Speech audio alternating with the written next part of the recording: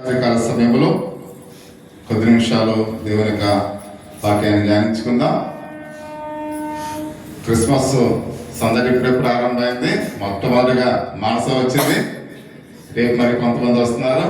అలాగే ఈ క్రిస్మస్ సందడిలో దేవుని ఆరాధించడానికి మనందరం కూడా సహోదరి ప్రార్థించిన రీతిగా ఆ క్రిస్మస్ వేడుక మనం ఊహించిన దానికన్నా అత్యధికంగా జరగాలని ప్రతి ఒక్కరిని కూడా ప్రార్థన చేద్దాం. అదేవిధంగా ఈ యొక్క రాత్రికాల సమయంలో యెషయా గ్రంథము 7వ అధ్యాయము 14వ వచనాన్ని ధ్యానించుకుందాం. యెషయా గ్రంథము 7వ అధ్యాయము. కాబట్టి ప్రభు సూచన చూపును ఆలకించుడి. కన్యక గర్భవతి అయి కుమారుని కని అతనికి ఇమ్మానుయేలు అని పేరు పెట్టెను. ప్రియ సహోదరి సహోదరులారా, కన్యక గర్భవతి కుమారుని కనెను అని మనం చూస్తూ ఉన్నాం. ఎందుకంటే ఈ క్రిస్మస్ సమయంలో దేవుని యొక్క ప్రజలు క్రీస్తు జననాన్ని బట్టి ఎంతో ఆనందించేవారుగా మనం అందరం కూడా ఉంటాం. ఎందుకంటే ప్రతి ఒక్కరు క్రైస్తవులు కూడా ఈ డిసెంబర్లో వస్తుందంటే ఆ యొక్క క్రిస్మస్ కొరకు మనం అందరం కూడా ఆనందించే వారిగా ఉంటాం. ఎందుకంటే క్రైస్తవ జీవితంలో ఈ క్రిస్మస్ ఎంతో ఆనందాన్ని ఇస్తూ ఉంది, మనకెంతో సంతోషాన్ని ఇస్తూ ఉంది. మేమైతే చిన్నప్పుడు మా చిన్నపిల్లలుగా ఉన్నప్పుడు ఎంతో ఆ యొక్క ఆనందాన్ని వ్యక్తపరిచేవారు. అలాగే ఈ పిల్లలు అంటే వాళ్ళ వయసులో మనం ఉంటే ఇది మనకు ఎంతో హ్యాపీనెస్గా ఉంటుంది. ఎందుకంటే చంటి పిల్లలకు యవనస్తులకు ఈ క్రిస్మస్ ఎంతో సంతోషాన్ని ఇస్తూ ఉంటారు. కొన్ని సంఘాలలో పెద్దవాళ్ళు కూడా మంచి మంచి నాటికలు వేస్తూ మంచి మంచి స్క్రిప్ట్లు వేస్తూ వాళ్ళు ఎంతో ప్రతి ఒక్కరిని కూడా ఆనందింపజేస్తారు. మరి ఈ క్రిస్మస్కి మీరు ఎలా ప్రిపేర్ అవుతున్నారో నాకు అర్థం కావట్లేదు. కానీ ఏమైనప్పుడు కూడా మనం అపోజిట్ పౌలు అంటాడు, దేవుని కొరకు నేను సిగ్గుపడేవాళ్ళను కాదు. ఎందుకంటే దేవుని కొరకు మనం సిగ్గుపడే వాళ్ళంగా ఉండకూడదు. దేవుని సువార్త ప్రకటించే విశ్వాసులుగా మనం ఉండాలి. అందుకని ఈరోజు ఒక ప్రత్యేకమైన కన్యక గురించి మనం వింటున్నాం. ఆమె ఏ విధంగా సిగ్గుపడకుండా దేవుని కొరకు తను తాను ఏ విధంగా సమర్పించుకుందో ఒక కన్యక గురించి మనం దేవుని యొక్క సందేశాన్ని వినబోతూ ఉన్నాం. కాబట్టి వాక్యమైన తర్వాత నేను కూడా ఆ కన్యక వలె దేవుని కొరకు ఏ విధంగా నేను సమర్పించుకోవాలని ప్రతి ఒక్కరిని కూడా ఆలోచించవలసిన వారినట్లుగా మనం చూస్తూ ఉన్నాం. ఎందుకంటే క్రిస్మస్ యొక్క గ్రీటింగ్స్ కార్డులు మనం ఇస్తూ ఉంటాం. పలు దినాల్లో పోస్టల్ డిపార్ట్మెంట్ ఉన్నప్పుడు, అంటే ఇప్పుడు ఉంది కానీ అప్పుడు సాధారణంగా ప్రతి ఒక్కరు కూడా ఏం చేసేవారు, మామూలుగా గ్రీటింగ్స్ పంపించేవారు పోస్టల్లో. ఇప్పుడు మనకు సెల్ ఫోన్లు వచ్చినాయి కాబట్టి సెల్ ఫోన్లోనే మనం మెసేజ్లు చేస్తూ ఉన్నాం. అంటే ఒకరిని ఒకరు మనం ఏం చేస్తున్నాం, అభినందిస్తున్నట్లుగా ఆ గ్రీటింగ్స్ మనం పంపించేవారుగా ఉన్నాము అనే విషయానికి మనం చూస్తూ ఉన్నాం. ప్రతి ఇంటి ముందు కూడా అందమైన నక్షత్రాలు మనం చూస్తూ ఉంటాం. ప్రతి ఇంటి పైన ఎంతో మామూలుగా మనం చూస్తుంటే మా మానస వాళ్ళ ఇంటికి చూస్తుంటే ఆ వీధంతా కూడా ఎంతో సంతోషదాయకంగా ఉంది. ప్రతి ఇంటి మీద కూడా నక్షత్రాలు ఉన్నాయి. కాబట్టి ఒకసారి ఆలోచించండి, ఒకవేళ ఫస్ట్ ప్రైజ్ ఇవ్వాలంటే ఎవరికి ఇవ్వాలి చెప్పాలి. ఫస్ట్ ప్రైజ్ ఒకవేళ ఇవ్వాలంటే ఎవరికి వెళ్ళిపోతుంది ఒకసారి ఆలోచించండి. ఆ చివరింటి వాళ్ళకి వెళ్ళిపోతుంది. అంత అద్భుతంగా అక్కడి నుంచి చూస్తుంటే చాలా చక్కగా కనపడుతూ ఉంది. ఏమైనప్పుడు కూడా మనం కూడా దేవుని యొక్క విశ్వాసంలో ప్రతి ఇంటి ముందు కూడా ఎంతో అద్భుతంగా అలంకరించారు. ప్రియా సహోదరి సహోదరు, అంటే మేము డిస్కరేజ్ చేయడానికైనా వచ్చే సంవత్సరం మీరు ఇంకా బాగా చేస్తారు. ఎందుకంటే మగపిల్లలు లేకపోవటం వల్ల, మీరే మగపిల్లలు కావటం వల్ల కొంత కన్ఫ్యూజ్ అవుతుంది. అదే యూత్ కూడా ఇక్కడ ఉన్నారనుకోండి, చాలా అందంగా ప్రతి ఇంటిని కూడా ప్రతి దేవాలయాన్ని కూడా ఎంతో డెకరేషన్ చేద్దరు. కాబట్టి ఏమైనప్పుడు కూడా ఉన్న విషయాల్లో మనం దేవుని ఎంతో గణపరుస్తూ ఉన్నాం. ప్రతి ఇంటి మీద కూడా ఎంతో నక్షత్రాలు మనం చూస్తూ ఉన్నాం. కరెంటు బల్బులతో అవి ఆరి వెలుగుతూ ఉంటే చూడడానికి అది ఎంతో అద్భుతంగా కనిపిస్తుంది. ప్రియ సహోదరి సహోదరా, కాబట్టి అవి ప్రకాశించే సమయాన్ని మనం చూస్తున్నప్పుడు అది ఎంతో ఆహ్లాదంగా ఉంటుంది. అది ఎంతో ఆహ్లాదంగా ఉంటుందనే విషయానికి మనం చూస్తూ ఉన్నాం. అదే సమయంలో మన ప్రభు అయిన యేసుక్రీస్తు యొక్క ప్రేమను కూడా మనం ఇతరులకు మనం చెప్పవలసిన వారినట్టు మనం చూస్తూ ఉన్నాం. కాబట్టి ప్రభు యొక్క ప్రేమను కూడా ఇతరులకు మనం ఏం చేయాలి, ప్రకటించాలి. ఎలా ప్రకటించాలి? పాటల ద్వారా, నాటికల ద్వారా, అనేకమైన కార్యాల ద్వారా మనము ఆయన చేసిన అద్భుతాలు కూడా ఇతరులకు చెప్పాలి. ప్రభు చేసిన ప్రేమను పంచాలి, ప్రభు చెప్పిన అద్భుతాలని చెప్పాలి, ఆయన త్యాగాన్ని, ఆయన ఈ లోకానికి ఏ విధంగా వచ్చాడో ఈ అన్ని విషయాలు కూడా మనం నాటిక రూపంలో, పాటల రూపంలో, వాక్య రూపంలో అందరికి కూడా మనం చెప్పాలి. ఎవరైనా ఒక కొత్త వ్యక్తి వచ్చి ఆ నక్షత్రాన్ని చూసాడు, ఏంటి ఇంత అద్భుతంగా ఈ వీధంతా కూడా కడకలాడుతూ ఉంది, కారణం ఏంటి అని అతను మనసులో అనుకున్నప్పుడు అక్కడ ఎవరైతే మనం ఉన్నామో వాళ్ళకి చెప్పాలి. అర్థమవుతుందా? అంటే ప్రతి ఒక్కరికి కూడా ఒక మెసేజ్ మనం ఇవ్వాలి. కాబట్టి అందుకని ఆయన ఎదురు చూస్తూ ఉన్నాడు. అంటే ఈ క్రిస్మస్ అంటే మనము బహుమానము ఇవ్వటమే. ఆ మెసేజ్ ద్వారా మనం ఏమిస్తున్నాం? క్రీస్తు అనే బహుమానాన్ని వాళ్ళకి ఇస్తూ ఉన్నాం. అలాగనే ప్రతి ఒక్కరూ కూడా, ఎందుకంటే ఒక గ్రీటింగ్ ఇచ్చినప్పుడు వాళ్ళు ఏ విధంగా హ్యాపీనెస్, వారి యొక్క ముఖంలో ఉన్న హ్యాపీనెస్ మనం ఎలా చూస్తామో ఆ ఇచ్చేవారు ఆనందిస్తారు, పుచ్చుకునే వారు కూడా ఆనందిస్తారు. కాబట్టి ఎందుకంటే మనం ఈ క్రీస్తు ప్రేమను ఈ క్రిస్మస్ మాసంలో ఇతరులకు మనం ప్రకటించవలసిన వారన్నట్లుగా మనం చూస్తూ ఉన్నాం. కాబట్టి ఆ జననాన్ని ఆలోచింపచేసినట్లుగా మనం చూస్తూ ఉన్నాం. ఎందుకంటే ఆయన మాట్లాడుతూ ఉన్నాడు, ప్రియా సహోదరి సహోదరా, ఈ యొక్క మృతాకూలమైన శరీరాన్ని కూడా, అంటే అబ్రహాము యొక్క జీవితంలో మనం చూస్తున్నాం, శారా జీవితంలో మనం చూస్తున్నాం, మృతూలమైన శరీరాన్ని వాళ్ళు కలిగి ఉన్నారు. అంటే 100 years లో అబ్రహాము ఉన్నాడు, 99 years లో శారా ఉంది. అప్పుడు పిల్లల కంటం సాధారణమైన ఆ విషయం అది కాదు. అంటే వాళ్ళు చాలా వృద్ధాప్యంలో కూడా దేవుడు వారికి సంతానాన్ని ఇచ్చినట్లుగా మనం చూస్తూ ఉన్నాం. అంటే దీన్ని బట్టి మనకి ఏమర్థమవుతుందంటే ఈ స్త్రీ ధర్మము నిలిచిపోయిన శారా కూడా ఒక అద్భుతమైన ఆ యొక్క చూడండి బిడ్డను కన్నాది అని పరిశుద్ధ గ్రంథంలో అయితే మనం చూస్తున్నాం. ఇది మనుషులకు సాధ్యమయ్యేది పని కాదు. అంటే దేవుడు ఒక అద్భుతాన్ని చేసేవాడు. అంటే శారా జీవితంలో దేవుడు ఏం చేశాడు? అద్భుతాన్ని చేసినట్లుగా పరిశుద్ధ దేవునికి లేఖన భావంలో మనం చూస్తూ ఉన్నాం. ఆ అద్భుతమైన సంతతి నుండి ప్రభువైన యేసుక్రీస్తు వారి లోకానికి ఉద్భవించాడు. అంటే 99 సంవత్సరాల వయసులో ఉన్న శారా గర్భం దాల్చడమే ఎంతో అద్భుతం. అంత మాత్రమే కాకుండా ఆ సంతతిలో నుంచే ప్రభువైన యేసుక్రీస్తు వారి లోకానికి రావటం ఇంకొక అద్భుతమైన ప్రతి ఒక్కరూ కూడా గమనించాలి. అంత మాత్రం కాకుండా కన్యక మరియమ్మ ద్వారా ఆయన లోకానికి వచ్చి ఉన్నాడు. కన్యక గర్భము ధరించడం అనేది సాధారణమైన విషయము కాదు. కన్యక అంటే పురుషుని ఎరగని స్త్రీ, ప్రియమైన వాళ్ళ. కన్యక అంటే అర్థం ఏంటి? పురుషుని ఎరగని స్త్రీ. అంటే ఒక కన్యక గర్భవతి అవ్వడం చాలా అద్భుతం, ప్రియమైన వాళ్ళ. పరిశుద్ధ దేవునికి లేఖన భావం మనం చూస్తూ ఉన్నాం.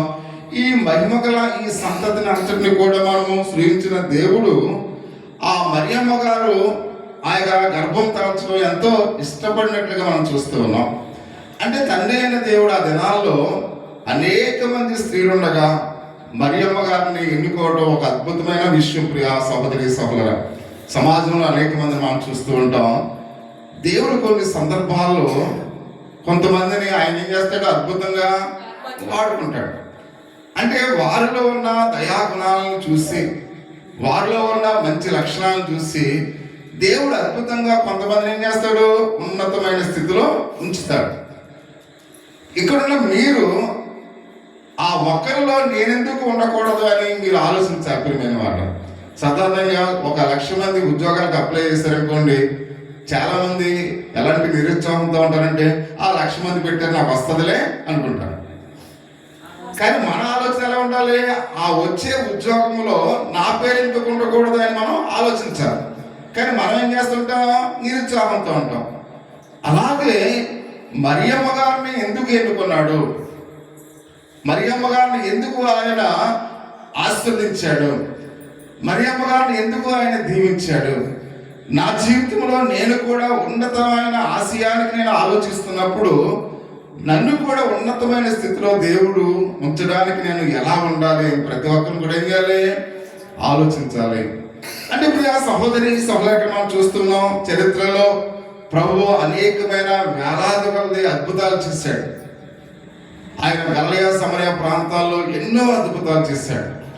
ఆ అన్ని అద్భుతాల్లో కన్యక గర్భవతి అవటం ఇది ఒక ప్రత్యేకమైన అద్భుతం అని ప్రతి ఒక్కరిని కూడా గమనించవలసిన వారు పెట్టుగా మనం చూస్తూ ఉన్నాం. ఒక కన్యక గర్భం దాల్చడం అనేది గొప్ప మహిమతో కూడినది ప్రియ సహోదరి సహోదరా. ఎందుకంటే ఆయన మనం చూస్తున్నాం, ఒక కన్యక ఎలాగూ గర్భము దాల్చడానికి ఒక క్రైస్తవ వేతడు చెప్తూ ఉన్నాడు. కాబట్టి ఎగతాళి చేస్తూ ఉన్నాడు. ఒక క్రైస్తవ వేతడు ఏం చేస్తున్నాడ? ఎగతాళి చేస్తూ ఉన్నాడు. కన్యక గర్భవతి అవటం ఏంటి అని ఎగతాళి చేస్తున్నాడు. కొంతమంది మనం చూస్తూ ఉన్నాం, వారు నమ్ముకున్న దేవుడు ఒక చెట్టులోనో ఒక రాయిలోనో లేకపోతే వేరే వేరే భూమిలోనో దుమ్ములోనో ఉన్నాడని వాళ్ళు ఆలోచిస్తుంటారు. అవునా? వాళ్ళ యొక్క అభిప్రాయం, వారి యొక్క ఆలోచన. అని ఇక్కడ మనం చూస్తున్నాం, భూమిలో దుమ్ములో ఉండడానికి వాళ్ళ దేవుడు ఉన్నప్పుడు కన్యక గర్భములో ప్రభు యేసుక్రీస్తు వారు ఉండటం అది ఏమన్నా ఎంత అద్భుతమైనది ప్రియమైన మాట. అంటే వాళ్ళ విశ్వాసం వాళ్ళు ఆ విధంగా ఆలోచిస్తున్నప్పుడు కన్యక గర్భములో ఉద్భవించడం అనేది దేవుని యొక్క ఆయన సర్వశక్తి కలిగిన దేవుడు కనుక అది దేవునికి సాధ్యము అనే విషయాన్ని ప్రతి ఒక్కరిని కూడా గమనించవలసిన వారు మనం చూస్తూ ఉన్నాం.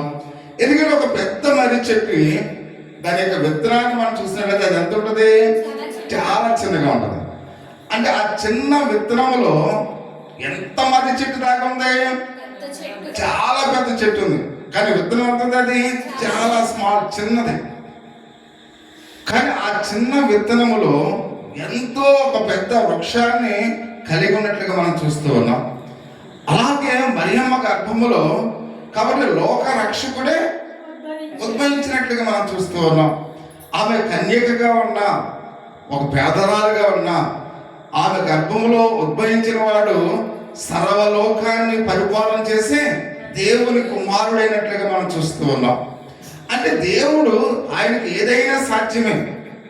ఎందుకంటే మనుషులుగా మనకు సాధ్యం కాదు, కానీ ఏదైనా కూడా సాధ్యంగా చేయగల సమర్థుడు ఎవరో? మన ప్రభు అయిన యేసుక్రీస్తు వారిని పరిశుద్ధ గ్రంథంలో అయితే మనం చూస్తూ ఉన్నాం. ఇక మొదటి ఆదాము అవ్వలకు తల్లిదండ్రులు ఉన్నారా? మొదటి ఆదాము అవ్వలకు తల్లిదండ్రులు ఉన్నారా? లేరు. కడపటి ఆదాముకు తండ్రి ఉన్నాడా? కడపటి ఆదాము అంటే ఎవరు? యేసుక్రీస్తు వారు. అంటే మొదటి ఆదాము తల్లిదండ్రులు లేరు, కడపటి ఆదాముకు తండ్రి లేడు అనే విషయాన్ని మనం చూస్తూ ఉన్నాం. అయినప్పుడు కూడా ఆయన మాట్లాడుతూ ఉన్నాడు, కన్యక మరియమ్మ గర్భములో ఆయన సృష్టించడం అనేది దేవునికి అసాధ్యమా?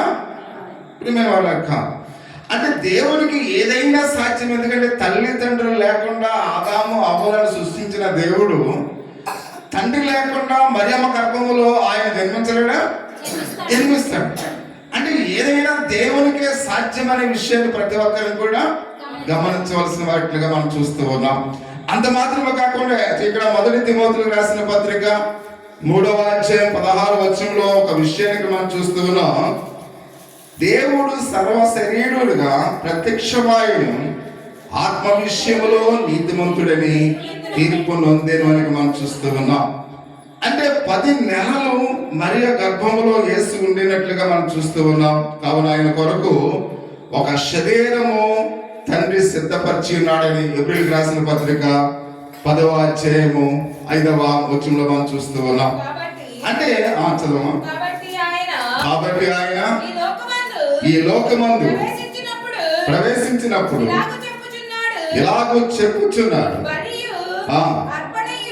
అర్పణయు కోరలేదు గాని ఒక శరీరమును అమర్చితివి. ఇక్కడ మనం చూస్తున్నా అంటే ప్రభు అయిన యేసుక్రీస్తు వారు ఈ లోకానికి జన్మించడానికి తండ్రి అయిన దేవుడు ఏం చేశాడంట? ఒక శరీరాన్ని అమర్చినట్లుగా మనం చూస్తూ ఉన్నాం. ఆ శరీరం ఎవరిది? ఎవరిది? మరియమ్మ గారి యొక్క గర్భంలో ఆ స్థలాన్ని ఆయన సిద్ధపరిచినట్లుగా పరిశుద్ధ గ్రంథంలో అయితే మనం చూస్తూ ఉన్నాం. అందుకనే మరియమ్మ గర్భాన్ని దాల్చినప్పుడు ఏమాత్రం కూడా ఆమె అసహించుకోలేదు ప్రియమైన వారు. ఎందుకంటే కన్యక గర్భవతి అవటం అనేది చాలా, అది ఇక్కడ మనం చూసినట్లయితే అది చాలా బాధాకరం. కానీ అయినప్పుడు కూడా ఆమె ఏమాత్రం కూడా తను తాను అసహించుకోలేదు అనే విషయానికి మనం చూస్తూ ఉన్నాం. ఇక్కడ చూసినట్టు ఒక స్త్రీ చెప్తుంది, ఆమె వైపు చూసి లూకాసు వార్త 11వ అధ్యాయము 27వ వచనములో మరియమ్మ గారిని చూసి ఒక మా ప్రభు అయిన యేసుక్రీస్తు వారిని చూసి ఒక స్త్రీ చెప్తుంది, చెప్పుచుండగా ఆ సమూహంలోనున్న ఒక స్త్రీ ఆయన చూసి, నిన్ను మోసిన గర్భమును నీవు కుడిచిన సన్నములను ధన్యములై ఉండవని కేకలు వేసిన ప్రియమైన వారు. అంటే యేసు ప్రభు వారు చేసిన ఆధిక్యతను, ఆయన చేసిన అద్భుతాల్ని, ఆయన ప్రజల పైన చూపిస్తున్న ఆ ప్రేమను చూసి ఒక స్త్రీ ఏమంటుంది? అంటే నిన్ను ఎవరైతే కన్నారో ఆ తల్లి ఎంత గొప్పది అని మాట్లాడుతుంది ప్రియమైన మాట. అర్థమవుతుందా మీకు? అంటే ఇక్కడున్న మిమ్మల్ని కూడా చూసి, నా వైపు యవనస్తులు నా వైపు చూడాలి కాబట్టి మిమ్మల్ని కూడా చూసి, ఈ బిడ్డ ఏ తల్లి కన్న బిడ్డ అని మిమ్మల్ని చూసి మీ తల్లిని ఆ విధంగా వాళ్ళందరూ కూడా ఆ మామూలుగా మీ తల్లిదండ్రులు గర్వించేటట్లుగా ఆ స్వరము మీ తల్లికి వినపడేటట్లుగా అనాలి ప్రియమైన వారు. అంటే మీరందరూ కూడా అటువంటి గుణలక్షణాలు కలిగి ఉండాలి. అంటే యేసుక్రీస్తు వారు వారి తల్లి ఆ విధంగా గణపరచబడడానికి యేసుక్రీస్తు వారు చూపించిన ప్రేమ, ఆయన చూపించిన ఆప్యాయత, ఆయన చేసిన అద్భుతాలు, ఆయన చేసిన అనేకమైన ఆశ్చర్యమైన కార్యాలు. అంటే తల్లి గర్భమందు మీరు పుట్టిన తర్వాత మీ తల్లిదండ్రులు కూడా అలాగును గర్భపరచబడాలంటే మీరు విలువలకు తగినట్లుగా మీరు బ్రతకాలి ప్రియమైన వారు. మిమ్మల్ని చూసి అందరూ కూడా ఆశ్చర్యపడే బ్రతుకులు మీరు బ్రతకాలి. మిమ్మల్ని చూసి అనేక మంది సంతోషించాలి. ఎవరి కుమార్తె, ఈ అబ్బాయి ఎవరి కుమారుడు, వీళ్ళ తల్లిదండ్రులు ఎంతో గొప్పవారైతేనే కానీ ఇలాంటి సంతానము కలిగి ఉండదు అని వాళ్ళందరూ కూడా మీ తల్లిదండ్రులను ఏం చేయాలి? ఘనపరచాలి ప్రియమైన వాళ్ళ. అటువంటి జీవితాలను మనము జీవించాలి. చూడండి, మరియమ్మ గారు ఆ మాట వింటే ఆమె ఎంత సంతోషపడి ఉంటుందో ఒకసారి గమనించండి. మిమ్మల్ని బట్టి, మీ మంచితనాన్ని బట్టి మీ తల్లిదండ్రులు ఎదురుగా ఎవరైనా గ్రామస్తులు మాట్లాడుతూ ఉంటే మీ తల్లిదండ్రులు ఎంత సంతోషపడతారో ఒకసారి గమనించండి. అంటే ఇక్కడ ఎంత ఆనందించిందో ఒకసారి గమనించండి ప్రియా సహోదరి సహోదరా. అంటే మరియమ్మ గారు ఎంత ఆనందించిందో ఒకసారి ప్రతి ఒక్కరిని కూడా సంతోషించవలసిన వారిగా మనం చూస్తూ ఉన్నాం. అంత మాత్రం కాకుండా ప్రియా సహోదరి సహోదరి అంటున్నాడు, ఈ కన్యక గర్భవతి ఎన్నో ఇబ్బందులు ఎదుర్కోవాల్సి వచ్చినట్లుగా మనం చూస్తూ ఉన్నాం.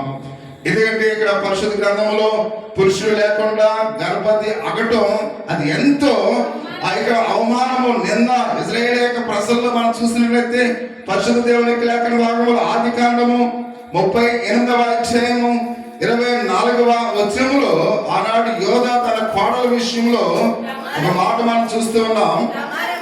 ఆ రమారమి 3 నెలలైన తర్వాత ఆ తామారు జారత్వము చేసెను. అంతేకాక జారత్వం వలన గర్భవతి అయిందని తెలుసుకున్నప్పుడు యోధా ఆమెను బయటికి తీసుకుని రండి, ఆమెను కాల్చి వేయవలని చెప్పాను. అంటే యూదుల ఆచార ప్రకారంగా భర్త లేకుండా ఎవరైనా గర్భవతి అయితే అదినాన్ని రాళ్లతో కొట్టి చంపేవారు. రెండవదిగా వాళ్ళని కాల్చి వేసేవారు. అంటే ఇప్పుడు యోధా గోత్రములో గర్భవతిగా ఉన్న ఈ కన్యకగా ఉన్న మరియమ్మ గర్భవతి అయినప్పుడు ఎన్ని నిందలు, ఎన్ని కష్టాలు ఆమెను వెంటాడుతున్నా ఒకసారి గమనించండి. అంటే యూదుల ఆచార ప్రకారంగా మరియమ్మ గారిని కూడా ఏం చేయాలి? కాల్చివేయాలి. అంటే అటువంటి ప్రమాదకరమైన పరిస్థితి ఆ దినాన్ని మరియమ్మ గారు ఎదుర్కోవాల్సి వచ్చినట్లుగా మనం చూస్తూ ఉన్నాం. అంత మాత్రమే కాకుండా ఇక్కడ యేసుక్రీస్తు యొక్క మీ యొక్క హృదయంలో నుండి ఒకవేళ ఆయన యేసుక్రీస్తు వారు మీరు అంగీకరించినట్లయితే, మీరు క్రైస్తవులుగా మార్చబడినప్పుడు మీ యొక్క కుటుంబాల్లో, ఎందుకంటే మనం ఆల్రెడీ మన ఫ్యామిలీ అంతా కూడా క్రైస్తవులే కాబట్టి పెద్ద ఇబ్బంది లేదు. కొన్ని కుటుంబాల్లో ఒక క్రైస్తవురాలు ఐదవ కుటుంబంలో కోడలుగా వెళితే ఎన్ని బాధలు అనుభవించాలి వాడ, ఎన్నో కష్టాలు అనుభవించాలి. మనం చూస్తూ ఉంటాం. వాళ్ళందరూ కూడా వాళ్ళు వేరే టెంపుల్కి వెళ్తుంటారు. ప్రార్థనకు వెళ్ళాలంటే అంత అవకాశం ఉంటుందా? ఉండదు. ఒకవేళ బైబిల్ చదువుకుంటే వాళ్ళు చదువుకొనేస్తారా? చదువుకునేవాళ్ళు. ప్రార్థనకు వెళ్ళడానికి స్వేచ్ఛ ఉండదు. కాబట్టి సంతోషంగా దేవుని పాట పాడడానికి కుదరదు. టీవీలో రకరకాల దేవుని పాట పెట్టుకోవడానికి కుదరదు. అంటే ఇక్కడ ఎన్నో కష్టాలు, ఎన్నో అవమానాలు. అంటే యేసుక్రీస్తు వారిని మన హృదయంలోనికి చేర్చుకుంటేనే మనకు ఎన్నో బాధలు వస్తున్నాయి, ఎన్నో అవమానాలు వస్తున్నాయి, ఎన్నో ఇబ్బందులు వస్తున్నాయి. అదే ప్రభు అయిన యేసుక్రీస్తు వారిని స్వయంగా తన గర్భములో మోయటం మరియమ్మ గారికి ఎంత కష్టం ఒకసారి గమనించాను. మన క్రైస్తవులని చెప్పుకుంటేనే ఎన్నో అవమానాలు మనకు ఎదురవుతున్నాయి. మన ప్రార్థనకు వెళితేనే ఎన్నో కష్టాలు మనకు వస్తున్నాయి. ఒక క్రైస్తవులుగా జీవించడం అంటే సాధారణమైన విషయము కాదు. ఎందుకంటే మన యొక్క కుటుంబం అంతా కూడా క్రైస్తవులు అయితే పెద్ద ఇబ్బంది లేదు. మన బంధువులు వాళ్ళ ఒకవేళ ఐదవులు అయినట్లయితే కొన్ని గ్రామాల నుంచి వెళ్ళిపోయిన వాళ్ళు కూడా ఉన్నారు. దేవుని యొక్క మందిరములో, దేవుని యొక్క విశ్వాసములో, ఆ సహవాసములో చేయడానికి ఎన్నో ఆటంకాలు వచ్చి, ఎన్నో ఇబ్బందులు వచ్చి గ్రామాల నుంచి వెళ్ళిపోయిన వారు కూడా చాలా మంది ఉన్నారు. అంటే క్రైస్తత్వం అంటే అంత ఈజీ కాదు. అంటే యేసుక్రీస్తు వారిని హృదయంలోనికి చేర్చుకుంటేనే ఎన్నో అవమానాలు మనం పొందవలసిన వారం అయినట్లుగా మనం చూస్తూ ఉన్నాం. మనం ఎప్పుడో ఒకసారి విన్నప్పుడు ఒక క్రిస్టియన్ పేరు పెట్టుకోవడానికి ఒక పాస్టర్ గారు అభ్యంతరకరంగా వ్యక్తపరుస్తూ ఉన్నాడు. ఎందుకంటే క్రైస్తవ పేరు పెట్టుకుంటే ఆ కాలేజీలో చదువుతున్నప్పుడు వాళ్ళందరూ కూడా హేళన చేస్తారు, వేరేలాగా చూస్తారు అని వాళ్ళు ఫీల్ అయిపోతూ ఉన్నారు. అంటే ఒక క్రైస్తవుడు ఒక క్రైస్తవ పేరు పెట్టుకోవడానికి కూడా భయపడుతున్నారు ప్రియ సహోదరి సహోదరు. అంటే అవమానముగా వాళ్ళు భావిస్తూ ఉన్నారు. కానీ ఇక్కడ మరియమ్మ గారు ప్రభువారిని కన్యకగా ఉన్నప్పుడు తన గర్భములో ఆయా ప్రభువారిని మోయటూ ఎన్ని నిందలు మోసింది ఒకసారి గమనించండి, ఎన్ని అవమానాలను భరించింది ఒకసారి గమనించండి ప్రియా సహోదరి సహోదరు. అందుకని ఆయన మాట్లాడుతూ ఉన్నాడు. కానీ ఇక్కడ మనం చూస్తూ ఉన్నాం, ఆ నింద అవమానం కలిగి వచ్చినప్పుడు కూడా ఆమె ఏమాత్రము కూడా కలవరపడలేదు ప్రియమైన వాళ్ళ. అందుకనే కలవరపడలేదు కాబట్టి మనం ఆమె ధన్యురాలుగా ఉంది. కాబట్టి ఎన్ని అవమానాలు వచ్చినా ఒకవేళ ప్రభువుని నమ్ముకున్నట్లో, ప్రార్థనకు వెళ్ళటంలో, దేవుని విశ్వసించటంలో ఒకవేళ మనకు అనేకమైన నిందలు వచ్చినా అవమానాలు వచ్చినా మనం ఏమాత్రము కూడా కలవరపడకుండా ఉంటే మనం కూడా ఎలాంటి వారు అంట ధన్యులము అని పరిశుద్ధ గ్రంథంలో అయితే మనం చూస్తూ ఉన్నాం. అందుకనే గలతీయులకు రాసిన పత్రిక 4వ అధ్యాయం 19వ వచనంలో క్రీస్తు సారూప్యము మీ యందు ఏర్పరచు నిమిత్తం అపోస్తలుడు పౌలు అంటూ ఉన్నాడు, క్రీస్తు స్వరూపము మీ యందు ఏర్పడు నిమిత్తము మీ విషయమై మరలా నాకు ప్రసవ వేదన కలుగుతున్నది అని మనం చూస్తూ ఉన్నాం. అంటే అపోస్తలుడు పౌలు ప్రసవ వేదనతో ప్రార్థిస్తూ ఉన్నాడు అనే విషయానికి మనం చూస్తూ ఉన్నాం. కొన్ని సందర్భాల్లో మన జీవితాల్లో కూడా అంటే ప్రసవ వేదన అంటే ఆ మాట మనం చూస్తూ ఉన్నాం. పిల్లలకంటూ అంత ఈజీ కాదు. మీకే మరలా మీ ఎవరస్తులకి పిల్లలకంటూ అంత ఈజీ కాదు. మనం చూసానే మామూలుగా పరిణిత ప్రియాంకని ఎంతో ఏడ్చేస్తుంది. సాక్ష్యం కూడా చెప్పింది, నా రోజు చెప్పేసింది సాక్ష్యం. ఏడుస్తూ వాళ్ళ నాన్నగారు వాళ్ళ అమ్మగారు ఒకవేళ పర్లేదమ్మా ఓపుకు పట్టు అంటే అయ్యో నేను అంటే ఇక్కడ నన్ను చూసి మామగారు వెళ్ళారన్నాను. చేతిలో చేసుకున్న తర్వాత ఆపరేషన్ చేయించాను నాకు.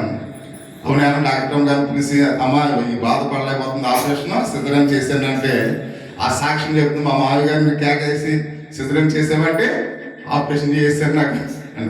అంటే పిల్లలకి అంటాం అంత బాధ. అమ్మ అర్థమవుతుందా? మీరు ఈ లోకంలోనికి రావటం ఎంతో బాధ. అంటే మిమ్మల్ని నవమోసాలు మోసి తల్లి గర్భములో మీరు ఎన్ని తన్నులు ఉంటారో మీ అమ్మగారిని ఒకసారి గమనించాను. మీకోసం వాళ్ళు ఎంత వేదన పడి బాధ అనుభవించి ఎన్నో కష్టాన్ని అనుభవించిన తర్వాత 9 మాసాలు ఆ బాధలు అనుభవించి కనేటప్పుడు కూడా ఎంతో వేదనతో బాధతో మనం ఈ భూలోకానికి వచ్చే ప్రేమైన వాళ్ళు. తల్లంటే గౌరవం ఉంటుంది. ఇప్పుడు అమ్మా తల్లంటే గౌరవం ఉంటుందా? కొంతమందికి ఉంటుంది, కొంతమంది గౌరవం లేకుండా ఉంటారు. ఏదేమైనప్పుడు కూడా మన తల్లిని మనం చాలా జాగ్రత్తగా చూడాలి. అందుకని అంటున్నాడు అపోస్తలుడైన పౌలు, తన కన్నీటిని, తన బాధను ప్రసవవేదనతో పోల్చాడు ప్రియమైన వారు. అంటే తన యొక్క సంఘము కొరకు ఆయన ఎంత ప్రసవేదన పడుతూ ఉన్నాడు.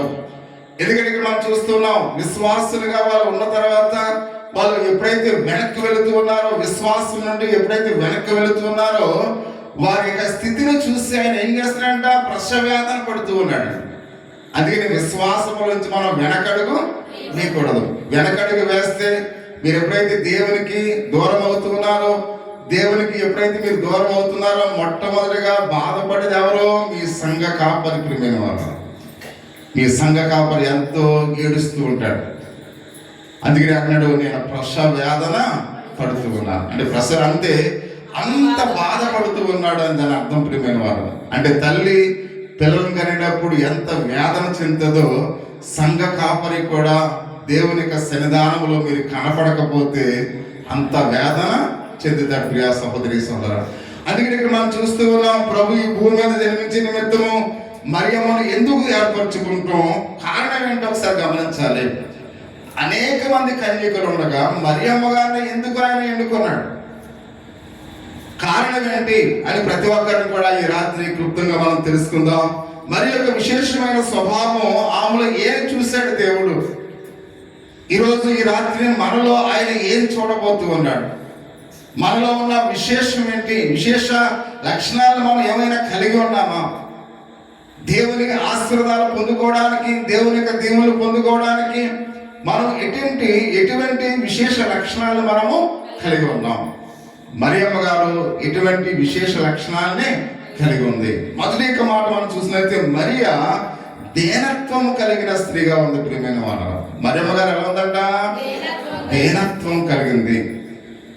ఎందుకంటే ఈ రాత్రి మనము కూడా మరియమ్మ గారు వలె మనము కూడా దీనత్వాన్ని కలిగిన వారమై ఉండాలి అనే విషయాన్ని మనం చూస్తూ ఉన్నాం. అందుకని లోకాసు సువార్త 1వ అధ్యాయము 38వ వచనంలో ఒక మాట మనం చూస్తూ ఉన్నాం. అందుకు మరియా ఆ ప్రభువు దాసురాలను నీ మాట చెప్పున నాకు జరుగును గాక. అంటే ఇక్కడ మరియా తన్ను తాను తగ్గించుకుని దేవునికి అప్పగించుకున్నట్లుగా మనం చూస్తూ ఉన్నాం. ఆమె కలవరపడకుండా, భయపడకుండా ప్రభువారికి తను తాను ఏం చేసిందంట, అర్పించుకుంది అనే విషయాన్ని మనం చూస్తూ ఉన్నాం. అంత మాత్రం కాకుండా ఆయన తన దాసురాల దీన స్థితిని చూసి ఆయన కటాక్షించెను అని మనం చూస్తున్నట్టే మరియా కృతజ్ఞతతో దేవుణ్ణి స్తుతించడం ప్రభు చూసి ఉన్నాడు అనే విషయాన్ని 48వ వచనంలో మనం చూస్తూ ఉన్నాం. నా రక్షకుడైన దేవుని యందు ఆనందించెను. ఇక్కడ మనం చూస్తున్నట్టే దేవుణ్ణి స్తుతించడం చూసి ఉన్నాడు. ఆమె అవమానములను, ఎక్కడైతే ఆమె కలిగిన హేళనలను, మరి అవేవి కూడా అనేకులు భావించినప్పుడు కూడా ఆమె ప్రభువునందు ఎలా ఉందంట, ఆనందించే రాలుగా ఉంది ప్రియమైన వాడు. అందుకని మామూలుగా మనం చూస్తున్నాం, మామూలుగా ప్రభువునందు నేను ఆనందిస్తున్నాను, ఎల్లప్పుడూ కూడా నేను ఆనందిస్తున్నాను పౌలు గారు చెప్తూ ఉన్నాడు. అంటే ప్రతి విషయంలో కూడా మనము ఆనందించే వారముగా ఉండాలి. అది కష్టం వచ్చినా, నష్టం వచ్చినా, బాధ కలిగినా, వేదన కలిగినా దేవునిలో మనం ఏం చేయాలంట, ఆనందించే వారముగా ఉండాలి అనే విషయాన్ని పరిశుద్ధ గ్రంథంలో అయితే మనం చూస్తూ ఉన్నాం.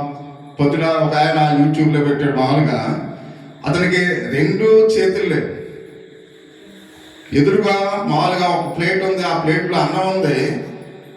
ఆ ప్లేట్లో ఉన్న అన్నాన్ని ఆ మామూలుగా ఒక కాలుతో పట్టుకుని ఆ మామూలుగా అందులో కూర వేసుకుని అదే ఇలా కలుపుకుని ఇలా తింటూ ఉన్నాడు. ఒక కామెంట్స్ రాసిన ఆయన, ఒకవేళ మనకు అన్ని అవయవాలు బాగుండి మనము అన్ని మామూలుగా సుఖశాంతులతో మంచి ఆహార వసతులు కలిగి ఉన్న మనము, దేవుడు నాకు ఇంకా ఏం కావాలి, ఇంకా అనేకమైన కావాలని మనం ఆలోచన చేస్తాం. ఒక్కసారి ఆ వ్యక్తిని చూస్తే దేవుడు నన్ను ఎంతగా ప్రేమించాడని మనం దేవుని కనపరుస్తాం. ఎందుకంటే 2 చేతులు లేకపోయినప్పుడు కూడా అతను ఎంతో సంతోషంతో ఉన్నట్టు. మనకు అన్ని అవయవాలు ఉన్నాయి, తల్లిదండ్రులు ఉన్నారు, సిరి సంపదలు ఉన్నాయి, అన్నీ ఉన్నాయి, కానీ మన ముఖాలు ఎప్పుడు కూడా సంతోషంగా ఉండవు. ఏదో పోగొట్టుకున్న వాళ్ళలాగానే మనం ఉంటాం. అంటే దేవుడు అన్ని ఇచ్చినప్పుడు కూడా మనకి కృతజ్ఞత భావం అనేది లేదు ప్రియమైన వాళ్ళు. అందుకనే కొన్ని సందర్భాల్లో మనం ఎప్పుడు కూడా మనకన్నా తక్కువ వారితో పోల్చుకోవాలి. కానీ మన దరిద్రం ఏంటంటే మనకన్నా బాగున్న వాళ్ళతో మనం పోల్చుకుంటాం. అయితే దేవుడు చేసిన కార్యాలని జీవితంలో చూడాలంటే నువ్వు నీకన్నా తక్కువ వారితో కంపారిజన్ చేసుకున్నప్పుడు దేవుడు నిన్ను ఎంతగా ప్రేమిస్తున్నాడో నీకు అర్థమవుతుంది. కానీ మనం ఏం చేస్తాం? మనకన్నా ఎక్కువగా ఉన్న వాళ్ళతో మనం కంపారిజన్ చేసుకుంటాం. ఇక దేవుడు నాకేమి చేయలేదని నిరుత్సాహం మనం కలిగి ఉంటాం.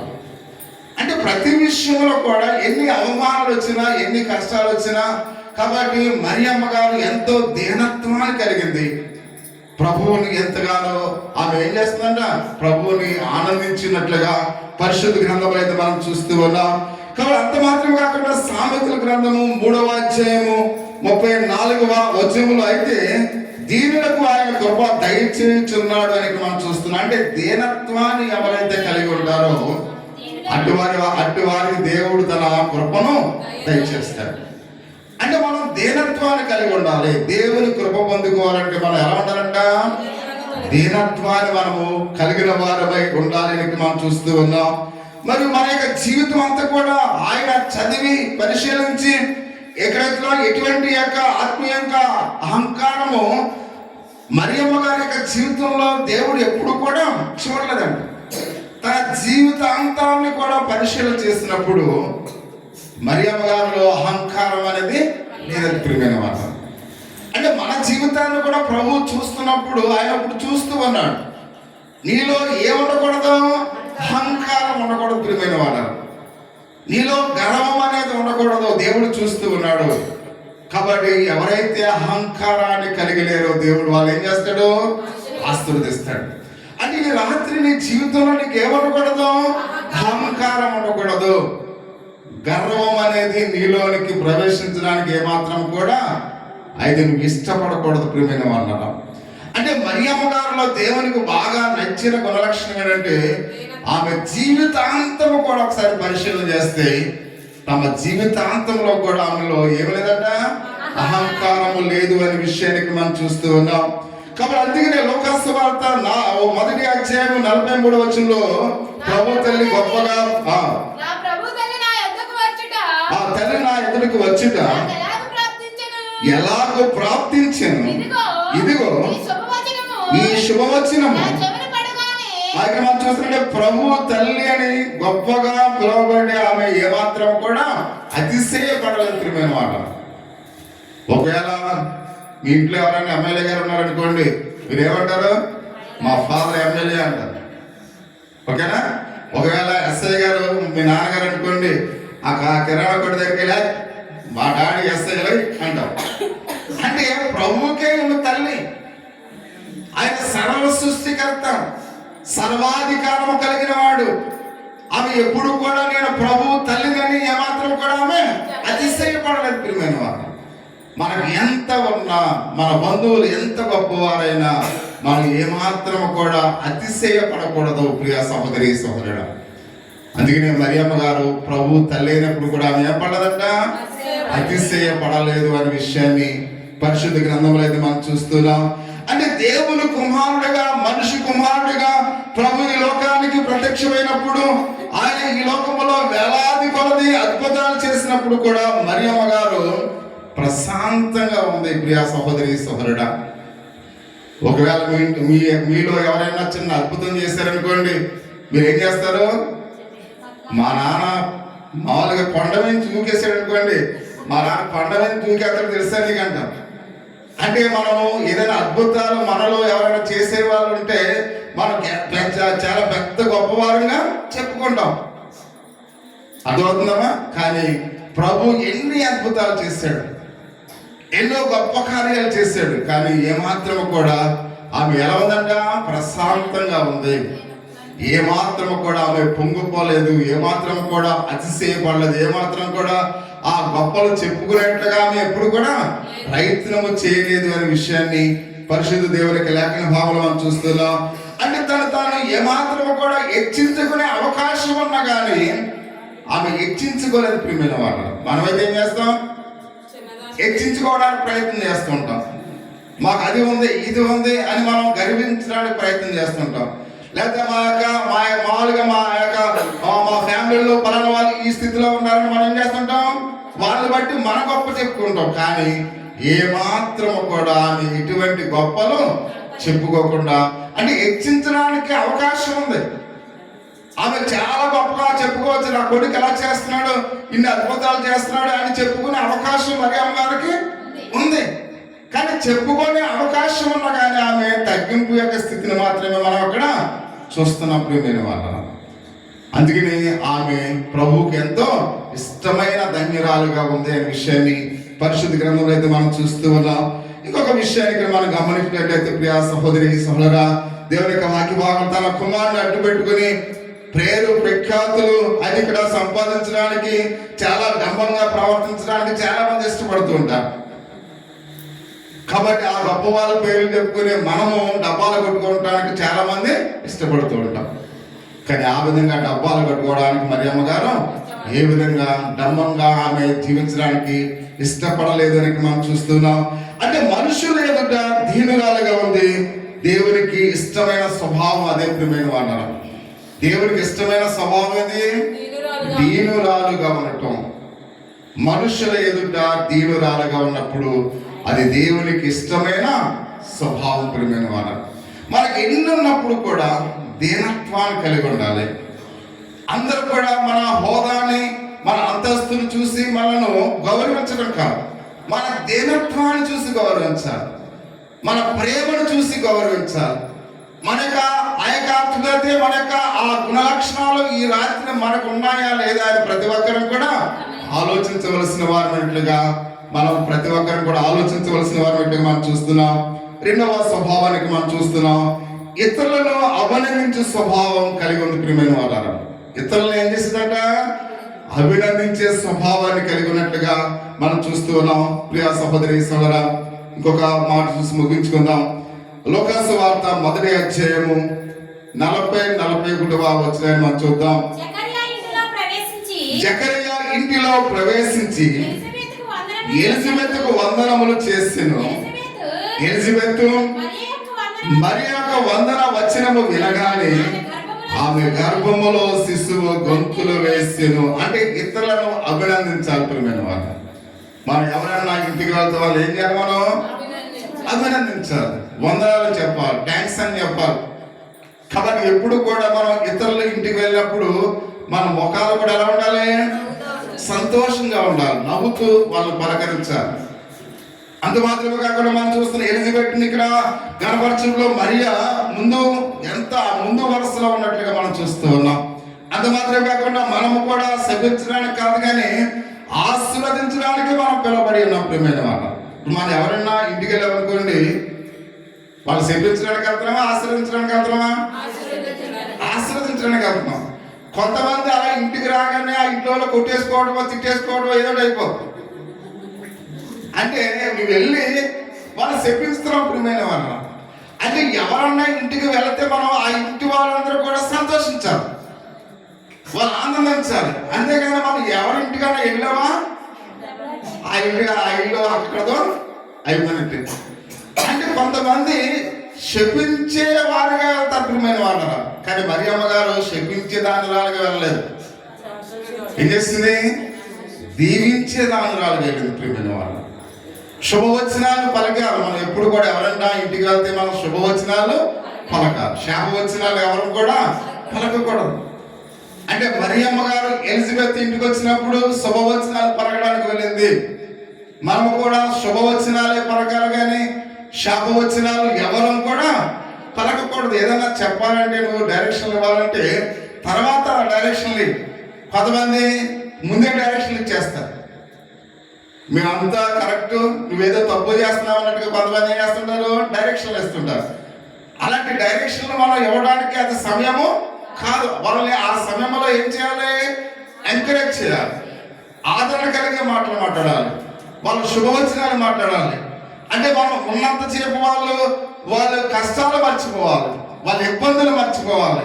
కాబట్టి నువ్వు అక్కడ ఉన్నావంటే ఆ లేనిపోని కష్టాలన్నీ నువ్వు మళ్ళీ ఏం చేస్తుంటావు, కొంతమంది తోడుతూ ఉంటావు. నువ్వు అలా చేసావు కాబట్టి ఎలా ఉంది, ఇలా చేసావు కాబట్టి ఎలా ఉంది, ఇది తిన్నావు కాబట్టి ఎలా ఉంది, ఇవన్నీ చూస్తుంటే వాళ్ళకి లేనిపోని నీరసం వల్ల వచ్చేస్తుంది. కాబట్టి ఎవరింటికైనా వెళ్తే నువ్వు అక్కడ ఇలాంటి సూచనలు చేయకు, వాళ్ళని ఆదరించు, వాళ్ళకి ఎంకరేజ్మెంట్ చేయి, వాళ్ళని ఉత్సాహపరచు, వాళ్ళని సంతోషపరచు. కానీ కొంతమంది డిస్కరేజ్ చేయడానికి, పరామర్శించడానికి వెళ్తూ ఉంటారు. కాబట్టి ఎప్పుడు కూడా మనం ఎవరైనా పరామర్శించడానికి వెళ్ళినప్పుడు ఎవరింటికి వెళ్ళినా కానీ మనం ఏం చేయకూడదు. కొంతమంది చూడండి, ఈ అమ్మాయి పెళ్లి చేయలేదా మీరు అంటే అసలు అర్థం ఎందుకు వాళ్ళ పెళ్లి అప్పుడే మామూలుగా ఆ మాటలు ఉన్నా వాళ్ళకి ఏంట్రా బాబు అన్నట్టుగా ఫీల్ అవుతారు, ఆ కన్న తల్లిదండ్రులు కూడా ఫీల్ అవుతారు. కాబట్టి ఏం చెప్పాలో అది కొంతమందికి తెలియదు. కాబట్టి ఎలాంటిది ఏదో ఒక మాట వేసేస్తారు. ఇదేంటమ్మా ఇంత సిరాకం తింటాము మీ ఇల్లు అంటారు. ఎవరికి అవసరమా? ఆ ఇల్లు ఏమో శుభ్రంగా ఉండదు, ఇక్కడికి వచ్చేమో ఇల్లు ఏంటి ఎలా ఉందంటే. అంటే కొంతమంది ఇలా డిస్కరేజ్ చేసే వాళ్ళుగా ఉంటారు. అంటే కేవలం అది ఉదాహరణ మాత్రం చెప్తున్నాను. అంటే మనం ఎవరి దగ్గరికి వెళ్ళిన వాళ్ళని ఏం చేయకూడదు, డిస్కరేజ్ చేయకూడదు. ఒకవేళ చెప్పాలనుకుంటే నెక్స్ట్ టైం ఎప్పుడైనా చెప్పాలి తప్ప అక్కడ పలకరించడానికి వెళ్ళినప్పుడు ఆ శుభవచనాలే మనము మాట్లాడవలసిన వారిని మనం చూస్తూ ఉన్నాం.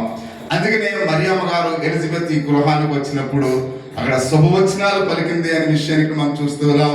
ఒకరినొకరు ఎలా అభినందించుకున్నారో చూసినప్పుడు ప్రియమైన వాళ్ళ విషయం కలుగుతుంది. ఎందుకంటే మనం గుడ్ మార్నింగ్ మార్నింగ్ వెళ్ళామనుకోండి, ఆ ఉదయాన్నే వెళ్ళాలి, ఏం చెప్పాలి వాళ్ళకి? గుడ్ మార్నింగ్ చెప్పాలి, వందనాలు చెప్పాలి. కాబట్టి కనసాగంలో ఒకవేళ మన సెకండ్స్ తీసుకోవాలి. ఒకవేళ మన యొక్క ఉత్సాహంగా ఒకరు ఏం చేయాలి, సెకండ్స్ తీసుకోవాలి.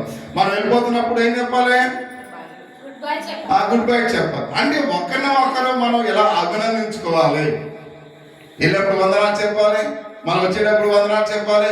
గుడ్ మార్నింగ్ లేకపోతే గుడ్ ఆఫ్టర్నూన్ లేకపోతే ఇంకా ఎలాంటివి కొన్ని ఇంగ్లీష్ పదాలలో మనం తెలుగు లేకపోతే మనకి ఇష్టమైన పదాలు ఏమైనప్పుడు కూడా వాళ్ళని ఏం చేయాలి, అభినందించాలి అనే విషయాన్ని ప్రతి ఒక్కరు కూడా మర్చిపోకండి ప్రియ సహోదరి సహోదరా.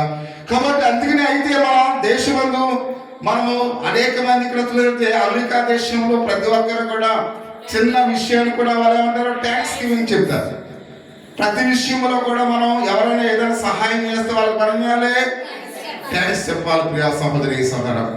అంటే ప్రతి ఒక్కరు కూడా ఒకరు దీన్ని బట్టి మనం అభినందించుకోవాలి అనే విషయానికి మనం చూస్తున్నాం. ఎలిజబెత్ కూడా అభినందించినప్పుడు ఎలిజబెత్ గర్భంలోని శిశువు ఏం చేస్తుందంట, గంతులు వేస్తుందంట. వేదవత్న అంటే అక్కడ ఎలిజబెత్ సంతోషపడటమే కాదు, గర్భంలో ఉన్న శిశువు కూడా సంతోషంతో గంతులు వేస్తుందంట. అంటే మనము ఎవరైనా ఇంటికి వెళ్తే గర్భంలో ఉన్న శిశువు కూడా ఆనందపడాలి. అర్థమవుతుందా? అంటే ఆ గర్భంలో ఉన్న శిశువు 3 నెలలు దాటిన తర్వాత అన్ని గమనిస్తుందంట. అర్థమవుతుందా? తల్లి ఏం మాట్లాడుతుంది, తండ్రి ఏం మాట్లాడుతూ ఉన్నాడు, ఏ స్థలానికి వారు వెళ్ళారు. అందుకనే గర్భవతులుగా ఉన్న వాళ్ళని ఎక్కడికి వెళ్ళమంటారు, పార్కుల దగ్గరికి, కొన్ని ఆ మాల ప్రదేశాలకి, ఏకాంత ప్రదేశాలకి ఆ మామూలుగా వెళ్ళమని చెప్తుంటారు. అంటే ఇవన్నీ కూడా కడుపులో ఉన్నవాడు కూడా గమనిస్తాడంట, ఆనందపడుతూ ఉంటాడంట. తల్లి ఒకవేళ ఆడపిల్ల ఆడపిల్ల కనడమా అని అనుకోండి, ఆ లోన శిశువు కూడా ఇదేంటి ఆడపిల్ల అంటే ఇష్టం లేదు మా బాబుకి.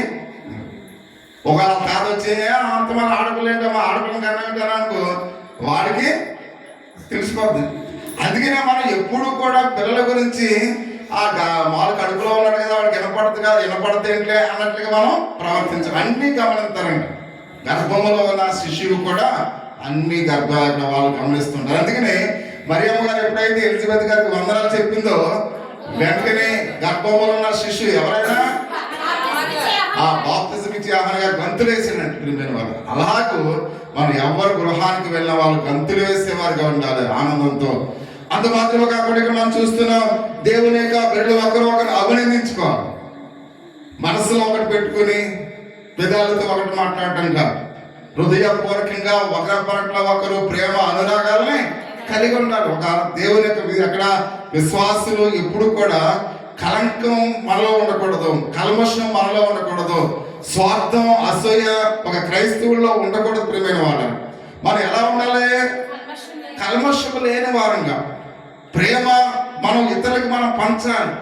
మన పొరుగు వారిని మనం ప్రేమించాలి. మాటలు చెప్పడం కాదు, మన ఇతరులు మనం గౌరవించాలి, ప్రేమించాలి, అభినందించాలి.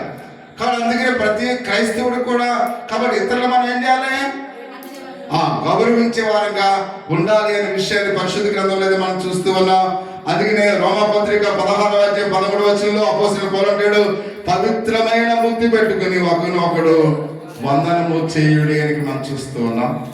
అంటే మన ముద్దులో కూడా పవిత్రత ఉండాలి ప్రియమైన వారు. అంటే దాని అనుబంధానికి అది సాదృశ్యంగా ఉంది. పవిత్రమైన మనసుతో మనము ఇతరులు మనము అభినందించే వారంగా ఉండాలి. అంతేగాని ఏమాత్రం కూడా మనసులో ఒకటి పెట్టుకుని పైకి ఒకటి మాట్లాడే వారంగా ఉండకూడదు ప్రియమైన వారు. అందుకని ప్రతి విషయంలో కూడా విశ్వసించిన ధన్యరాలుగా ఉంది. ప్రభువుని ఎంతగానో ఆమె ఏం చేసిందట, విశ్వసించింది ప్రియమైన వారు. ప్రభుని ఆమె ఎంతగానో నమ్మినట్లుగా పరిశుద్ధ గ్రంథంలో అయితే మనం చూస్తున్నాం. ప్రసవ వేదన సమయంలో సత్రములో కూడా స్థలము లేకపోయినప్పుడు కూడా ఆ సమయంలో ఇక్కడ చూస్తే అక్కడ నర్సులు ఉన్నారు, అక్కడ నర్సులు లేరు, డాక్టర్లు ఉన్నారా, డాక్టర్లు లేరు, ఎవరు లేరు. ప్రసవ దినాలు దగ్గరికి వచ్చేస్తున్నాయి. కొన్ని గడియల్లో ఆమె ప్రసవించబోతుంది. అటువంటి సమయంలో దేవుని మీద ఆధారపడ్డారు ప్రియమైన వారు. నా దేవుడే నన్ను కాపాడుతాడు, సులువైన ప్రసవ వేదన కలిగి చేస్తాడని దేవుని మీద ఆమె ఆధారపడినట్లుగా మనం చూస్తూ ఉన్నాం. మనుషుల మీద ఏమాత్రం కూడా ఆమె ఆధారపడ అంటే దేవుని అందే ఆమె ఏం కలిగి ఉందంట, విశ్వాసాన్ని కలిగి ఉందని ఇక్కడ మనం చూస్తూ ఉన్నాం. అందుకని విశ్వసించేవాడు కలవరపడరని యెషయా గ్రంథము 28:16 మనం చూస్తాం. చూడవలసిన అంటే నువ్వు దేవుని పట్ల విశ్వాసం ఉంటే నీలో కలవరం అనేది ఉన్నది ప్రియమైన వాడు. కాబట్టి నువ్వు ఏ పని పూనుకున్నా ఇది తప్పకుండా నా దేవుడు చేస్తాడని నువ్వు ఎప్పుడైతే విశ్వాసం కలిగి ఉన్నావో నీలో ఏముండదు, కలవరం ఉండదు. అంటే ఇక్కడ విశ్వసించింది కాబట్టి మరియమ్మ గారిలో ఏమి లేదు, కలవరం లేదు. కాబట్టి మన జీవితాల్లో అనేకమైన కష్టాలు మనం ఎదుర్కొన్నప్పుడు, అనేకమైన పరిస్థితులు మనం ఎదురు వెళ్తున్నప్పుడు మనం కూడా కలవరపడవలసిన పని లేదు. నువ్వు దేవుని యందు పూర్తి నమ్మకాన్ని విశ్వాసతను కలిగి ఉంటే నువ్వు దేనికి కలవరపడవలసిన పని లేదు అనే విషయానికి మనం చూస్తూ ఉన్నాం. కాబట్టి దేవుని యందు ఆనందించే స్వభావాన్ని కలిగి ఉంది ప్రియమైన వాడు. ఎలాంటి స్వభావం ఉందట, దేవుని యందు ఆనందించే స్వభావానికి నా ప్రాణమా ప్రభువును కనపరచుచున్నది, నా ఆత్మ నా రక్షకుడైన దేవుని యందు ఆనందించుచున్నది అని మాట్లాడుతున్నట్లుగా మనం చూస్తూ ఉన్నాం. అంటే మనం కృతజ్ఞత కలిగిన హృదయాన్ని కలిగి ఎప్పుడైతే ఉంటామో అప్పుడే మనం ఆనందించేవారుగా ఉంటాం. మీకు అర్థమవుతుందా? ఎవరింటికైనా వెళ్ళామనుకోండి, వాళ్ళు మనకు భోజనం పెట్టారనుకోండి, ఆ భోజనము తింటున్నప్పుడు నిజంగా నీకు తృప్తి అనేది ఉంటే ఆ తిన్నది నీకు ఎలా ఉంటది, సంతోషాన్ని కలిగజేస్తుంది. కొంతమంది మంచి కూర వేసి పెట్టినా కానీ వాళ్ళకి ఏమాత్రం కూడా ఇష్టం ఉండదు. వాళ్ళు ఏమన్నా సంతోషంతో ఉంటారా, నిరుత్సాహంతో ఉంటారు. కొంతమంది ప్లేట్లు కూడా కూర వేస్తుంటే పక్కన ఉన్న వాళ్ళు చూస్తూ ఉంటారు, అంటే నాకు ఎక్కువ కూర వేస్తున్నాడంటవా, నాకు తక్కువ. వీడు వేసింది వీడు సమృద్ధిగా తింటే వాడు సంతోషంగా ఉంటుంది. కానీ వీడు తింటూ మానేసి ఏం చేస్తాడు, పక్కన ఉన్న వాళ్ళని చూస్తూ ఉంటాడు, ఆడికి ఎంత కూర వేసాడు, వీడికి ఎంత కూర వేసాడు. అంటే వాడికి ఏమి లేదు, తృప్తి అనేది లేదు ప్రియమైన. మరి అమ్మగారికి ఏముందంట, తృప్తి కలిగిన హృదయం ఉంది కనుక ఆమె ఆనందించే హృదయాన్ని కలిగి ఉంది ప్రియమైన వాళ్ళ. మన తృప్తి అనేది మన జీవితంలో ఉన్నప్పుడు మనం కూడా ఏం చేస్తాం, ఆనందించే వారంగా ఉంటాం అనే విషయానికి మనం చూస్తున్నాం. పాత నిబంధనలో రాజావు దావీదు ఎల్లప్పుడూ కూడా ప్రభువునందు ఆనందించే స్వభావం కలిగిన వాడే ఉన్నాడని 145వ కీర్తన 150వ కీర్తన మనం చదివినప్పుడు ఇంటికి వెళ్ళిన తర్వాత చదవండి. అక్కడ ఎంతగానో ఆయన సంతోషించేవాడుగా ఉన్నాడు అనే విషయానికి మనం చూస్తూ ఉన్నాం. అందుకని ఆలోచించే స్వభావాన్ని కూడా కలిగి ఉందని ప్రియమైన వాళ్ళ. చివరి యొక్క మాట ఎలాంటి స్వభావాన్ని కలిగి ఉందంట, ఆలోచించే స్వభావాన్ని. కొంతమంది ఆలోచించకుండా పని చేస్తారు, తర్వాత ఆలోచిస్తారు. ఆలోచిస్తే అప్పుడు ఏమన్నా ఇంకా ఉంటుందమ్మా, ఇంకేముంది. ఇప్పుడు సముద్రంలో ఒక 10 రూపాయల మాల ఒక పాయింట్ గట్టి చేస్తాం అనుకోండి, ఇలా గట్టి చేస్తాం. గట్టి వేసిన తర్వాత అది రావట్లేదు అనుకో, అయ్యో నేను ఎందుకు కట్టేసానంట ఉపయోగం ఉందా, లేదు. అంటే గట్టి వేయకముందే మనం ఆలోచించాలి. కొంతమంది ఏం చేస్తారు, నష్టం జరిగిన తర్వాత ఆలోచిస్తుంటారు. ఎప్పుడు కూడా నష్టం జరిగిన తర్వాత ఆలోచించడం కాదు, నష్టం జరగకముందే మనం ఏం చేయాలి, ఆలోచించాలి. అంటే మరియమ్మ గారి స్వభావం ఏంటి? ఆలోచించే స్వభావాన్ని కలిగి ఉందని ఇక్కడ మనం చూస్తూ ఉన్నాం. లూకాసు సువార్త 1వ అధ్యాయము 29వ వచనములో మరియ ప్రశాంతముగా అనువుగా ఉండటమే కాకుండా ఆలోచన చే స్వభావము కలదై ఉన్నట్లుగా మనం చూస్తూ ఉన్నాం. ఆ మాటకు ఈ శుభవచనము ఏమిటో ఆలోచించుకొనుచుండేను. ప్రియమైన వాళ్ళ ఏంటి ఈ దూత చెప్పిన ఈ శుభవచనం ఏంటి అని ఏం చేసిందంట? ఆలోచించినట్టుగా మనం చూస్తూ ఉన్నాం. ఎవరైనా ఏదైనా చెప్పాలనుకోండి, మనం ఏం చేయాలి? ఆలోచించాలి. ఎప్పుడు కూడా ఆలోచిస్తేనే అది మనకు విన్న మాటలో ఎంతవరకు అది నిజమో అబద్ధమో మనకి తెలుస్తుంది. కాబట్టి ఆలోచించకుండా మనం నిర్ణయాలు తీసుకోకూడదు. ప్రియమైన వాళ్ళ ఏ విషయంలో కూడా మనం ఏం చేయాలి? ఒక నిమిషం ఆలోచించాలి. అందుకని ఆలోచించే స్వభావాన్ని మరియమ్మ గారు కలిగి ఉన్నట్లుగా మనం చూస్తూ ఉన్నాం. యేసుక్రీస్తు వారు జన్మించినప్పుడు పొలాల్లో బస చేస్తున్న ఆ కాపరులు దేవదూతలు ఎప్పుడైతే శుభవార్త ప్రకటించాయో యేసుక్రీస్తు వారిని చూడడానికి వాళ్ళు వేగిరపడి మరియమ్మను యేసేపును పండుకొని ఉన్న ఆ యొక్క పశువుల పాక దగ్గరికి వచ్చినప్పుడు మరియమ్మ గారు ఆ మాటలు తన హృదయంలో భద్రపరుచుకుని భద్రము చేసుకొనేను అని మనం చూస్తూ ఉన్నాం. అంటే ఆమె విన్న వాటిని కన్న వాటిని తన హృదయంలో ఏం చేసిందంట? భద్రము చేసుకుంది. అంటే కొన్ని విలువైన మాటలు మనం ఎప్పుడు కూడా ఏం చేయాలి? భద్రం చేసుకోవాలి. మళ్ళా యూత్ మీ దగ్గరికి వస్తున్నాను.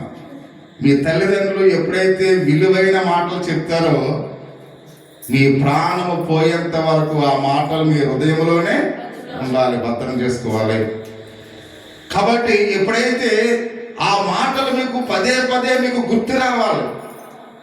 ఒకవేళ తల్లిదండ్రులు ఎల్లప్పుడూ మీతో వస్తారా? ఇప్పుడు కాలేజీకి వెళ్తున్నాం, మీ తల్లిదండ్రులు కూడా కూర్చుని ముందు సీట్లో కూర్చుంటే వెనకాల బెంచ్ మీద వాళ్ళు కూర్చుంటారా? కూర్చోరు. కానీ నీకు ఎలా అనిపించాలి? నాతో ఉన్నారు, మా నాన్న మా అమ్మ నా వెనకాలే ఉన్నారు అనే ఆలోచన నీలో ఉండాలి. నా దేవుడు నాతో ఉన్నాడు అనే ఆలోచన నీలో ఉండాలి. అప్పుడు తప్పు చేయడానికి ఏ ఒక్కరికి కూడా సాహసము చేయకపోయినవాడు. మా నాన్న లేడు కదా, మా అమ్మ లేదు కదా, ఆ దేవుడు ఎక్కడ ఆదివారం మామూలుగా చర్చికి వెళ్ళినప్పుడే ఉంటాడు కదా అనే స్వభావం నీలో ఎప్పుడైతే వచ్చిందో నువ్వు తప్పడడుగులు వేయడానికి అవకాశము ఉంటుంది. అందుకని ఎప్పుడు కూడా విలువైన మాటలు, నీ తల్లిదండ్రులు చెప్పిన విలువైన మాటలు నీ హృదయంలో నువ్వేం చేయాలి? భద్రం చేసుకోవాలి. భద్రం అంటే ఒక విలువైన బంగారాన్ని నువ్వు ఏ విధంగా ఇంటిలో బీరువాలో దాస్తావో దాన్ని ఏ విధంగా భద్రపరుస్తావో, ఒక తాళం వేసి మళ్ళీ వచ్చిందో లేదు, మళ్ళీ బయటకు వచ్చిన తర్వాత మనం ఏం చేస్తాం? మళ్ళీ లాగు చూస్తాం. కొద్దిగా రోడ్డు మీదకి వచ్చిన తర్వాత మళ్ళీ ఏదో పని ఉన్నట్టు వచ్చి మనం ఏం చేస్తుంటాం? దాని తప్ప ఇలా ఊపి లాగు చూస్తాం. అంటే అంత భద్రంగా మనం చూస్తాం. అంటే ఎందుకు భద్రంగా చూస్తాం? అది విలువైనది కనుక అలా చూడాలి. నిజంగా కూడా అదేమీ శాదస్తమే కాదు, అది విలువైనది కాబట్టి అలాగే మనం చూడాలి. అలాగే నీ తల్లిదండ్రులు చెప్పిన మాటలు కూడా నువ్వు పదే పదే అవి నువ్వు నెవర వేసుకోవాలి. ఒకవేళ ఎవరైనా నీ స్నేహితురాలు, ఒకవేళ నీ స్నేహితుడు ఏదైనా తప్పు చేయడానికి నీకు ఎంకరేజ్ చేస్తున్నప్పుడు ఆ మాటలు నీకు గుర్తు రావాలి, పదే పదే గుర్తు రావాలి. గుర్తొచ్చినప్పుడు తప్పు చేయడానికి అవకాశం అనేది ఉండదు. ప్రియమైన వాడు అందుకనే గొర్రెల కాపరులు చెప్పిన మాటలు మరియమ్మ ఏం చేసిందంట? భద్రపరుచుకుంది అనే విషయానికి మనం చూస్తూ ఉన్నాం. 12వ ఏట యేసుక్రీస్తు వారు యెరూషలేములో వెళ్ళి ఆయన శాస్త్రులకు అనేకమైన పరిచర్యల మధ్య కూర్చుని వాళ్ళకు కుశల ప్రశ్నలు వేస్తున్నప్పుడు ఆ ప్రశ్నలు ఎప్పుడైతే వేస్తున్నాడో ఇలాగ చెప్పినప్పుడు ఆయన తల్లి ఈ సంగతులన్నీ కూడా ఆమె హృదయములో భద్రము చేసుకుందని లూకాసు వార్త 2వ అధ్యాయము 51వ వచనంలో మనం చూస్తున్నాం. అంటే శాస్త్రులతో పరిచర్యలతో తన యొక్క కుమారుడైన యేసుక్రీస్తు వారు ప్రశ్నలు వేస్తుంటే ఆమె ఏం చేసిందంట? అవన్నీ కూడా భద్రం చేసుకుందంట. అప్పుడు తల్లి మీకు ఒకసారి చెప్తున్నాం చూడండి, నా వైఫ్ చూడండి, చివరిగా ప్రార్థన చేసుకుందాం. ఒకవేళ కొన్ని సందర్భాల్లో తల్లిదండ్రులు ఏం చేయాలో తెలియదు, అప్పుడు పిల్లలు వాళ్ళకి డైరెక్షన్ ఇస్తుంటారు. అని కొన్ని సందర్భాల్లో కాబట్టి వీళ్ళు చదువుకున్నారు కాబట్టి వీరు కొన్ని సందర్భాల్లో అనేకమైన ఫేస్ చేస్తుంటారు కాబట్టి కొన్ని సందర్భాల్లో వీళ్ళు ఏం చేస్తారో వీళ్ళ జ్ఞానాన్ని బట్టి వీళ్ళ చదువును బట్టి తల్లిదండ్రులు కొన్ని సలహాలు ఇస్తుంటారు. ఒకవేళ అవి మంచి సలహాలైతే తల్లిదండ్రులుగా ఉన్న మీరు కూడా వాటిని మా పిల్ల మాకు చెప్తావేంటి, నువ్వు నాకు చెప్తావేంటి అన్నట్లుగా మీరు బిహేవ్ చేయకూడదు. కొన్ని సందర్భాల్లో పిల్లలు చెప్పిన మాటలు కూడా తల్లిదండ్రులు ఏం చేయాలి, వినాలి, భద్రం చేసుకోవాలి. ప్రియమైన వాళ్ళు అంటే వాళ్ళు చదువు జ్ఞానాన్ని బట్టి మీకు చెప్తూ ఉన్నారు కాబట్టి మీరు కొన్ని విషయాలు త్రోసివేయకుండా వారు చెప్పే మంచి విషయాలు మీ హృదయాల్లో మీరు ఏం చేయాలంట, భద్రం చేసుకోవాలి. అందుకనే ప్రభువు చెప్పిన మాటలు ఇక్కడ ఎవరు భద్రం చేసుకున్నారు, మరియమ్మ గారు భద్రం చేసుకుంది అనే విషయానికి మనం చూస్తూ ఉన్నాం. ఆలోచించడం వల్ల ధ్యానించడం మనం అలవర్చుకోవాలి. ప్రియమైన వాళ్ళని ఆలోచించాలి, ధ్యానించాలి. ఒక విషయాన్ని ఎవరైనా చెప్పినప్పుడు దాన్ని ఏం చేయాలి, ఆలోచించాలి, దాన్ని ఏం చేయాలి, ధ్యానించాలి. ఏది కరెక్ట్ ఏది తప్పు అని మనం అన్వేషించుకోవాలి, ఆలోచించుకోవాలి. ఆ పాస్టర్ గారు అన్ని రైటే చెప్తారులే, పాస్టర్ గారు చెప్పింది కరెక్ట్ అనుకోకూడదు. ప్రియమైన వాళ్ళు లేదా ఎవరైనా పెద్ద మనిషి చెప్పింది అనేక అవే కరెక్ట్ అని అనుకోకూడదు. లేదా మీ స్నేహితురాలు చెప్పిందో లేదా మీ పొరుగు వారు చెప్పారు వీళ్ళు మంచిగా చెప్తారు అన్నట్లుగా ఎప్పుడు ఆలోచించకండి. దేవుడు మీకు ఇచ్చిన జ్ఞానాన్ని మీరు ఉపయోగించి ఏం చేయాలి, ఆలోచించాలి, ధ్యానించాలి. ఇది కరెక్టా కాదా, ఇది కరెక్టా కాదా. సత్యాన్ని చెప్పేవాడు ఎవరు, యేసయ్య. అందుకని మీరు ఆలోచించిన తర్వాత మీ నిర్ణయాన్ని దేవునికి అప్పగించాలి. అప్పుడు దేవుడే అందులో ఏది కరెక్టో ఏది తప్పు అన్నది మీకు ఏం చేస్తాడు, తెలియపరుస్తాడు. అంటే ఎప్పుడు కూడా మనుషుల జ్ఞానాన్ని ఆధారం చేసుకోకుండా దేవుని జ్ఞానాన్ని మీరు కలిగి ఉండాలి. ప్రియమైన వాళ్ళు అందుకని ప్రతి విషయంలో అప్పుడు మీరు సరైన నిర్ణయం తీసుకోవడానికి అవకాశం అనేది ఉంటుంది అనే విషయానికి మనం చూస్తూ ఉన్నాం. చివరి 6వ మాట, త్యాగం చేయడానికి ముందుకు వచ్చిన స్వభావం కలిగిన స్త్రీగా ఉంది. ప్రియమైన వాళ్ళ ఆమె కన్యక గర్భవతి ధరించినప్పుడు ఆమె ఎంతో త్యాగం చేయవలసి వచ్చిందని. ప్రియమైన వాళ్ళ ఆమె శిష్యుగా ఉన్నప్పుడు అక్కడ చూస్తే యేసుక్రీస్తు వారిని ఆమె గర్భములో మోస్తున్నప్పుడు ఐగుప్తు దేశానికి పారిపోవలసి వచ్చింది. ప్రియమైన వాళ్ళ ఆమె అప్పుడు ఎలాంటి ఆ పరిస్థితిలో ఉంది, నిండు సోలాలుగా ఉంది. నిండు సోలాలుగా నడవటం నాటికి వేస్తారు కదా మీరు, ఎలా నడుస్తారు, ఈ 2 చేతులేమో నడుము మీద వేసుకుని ఎలా నడుస్తారు అంటే ఎంతో కష్టం. అంటే ఆ దినాల్లో రోడ్లు ఉన్నాయా, రోడ్లు లేవు.